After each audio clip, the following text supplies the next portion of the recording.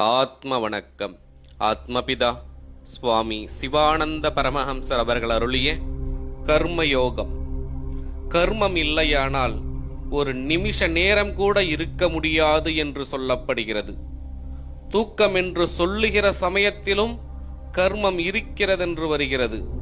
அதனாலும் கர்மம் தொழிலன்று என்றும் வாய்வாகும் என்றும் வந்தது.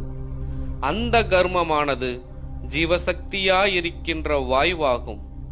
அந்த வாயு வெளியில் வியாபித்து உலகத்தை சிருஷ்டித்து உலகமாய் பந்தித்து கொண்டிருக்கிறது. அப்பொழுது உலகம் கர்மபந்தமாகிறது. எப்பொழுது செத்து போகின்றோமோ அப்பொழுது வாய்வென்கின்ற கர்மம் தீர்ந்து போகிறது.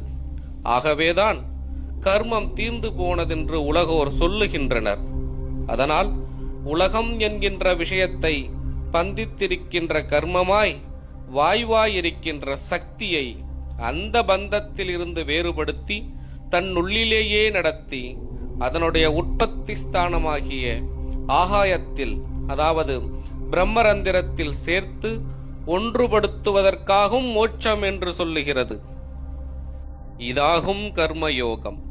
கர்மம் என்பது வாயு, யோகம் என்பது சேர்க்கை.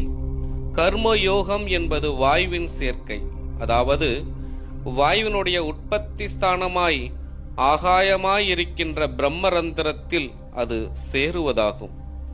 அவ்விதம் செய்யாமல் நானாவிதமாக ஈஸ்வரன் என்று சங்கற்பித்து பூஜித்தல், பஜித்தல், தொழுதல், மந்திரங்கள் என்று கருதி பெயர்களை ஜபித்தல், தானம் கொடுத்தல், விரதம் அனுஷ்டித்தல் முதலியவை செய்து ஜனங்கள் பட்டினி கிடந்து கஷ்டப்பட்டு யாதொரு விவரமும் இல்லாமல் அதோகதியாகி நசித்து போவதல்லாமல் யாதொரு ஞானமும் உண்டாவதில்லை.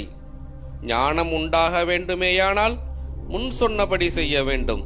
அப்பொழுதே ஞானம் உண்டாகும். அதுவே கர்மயோகம். ஆத்ம வணக்கம்.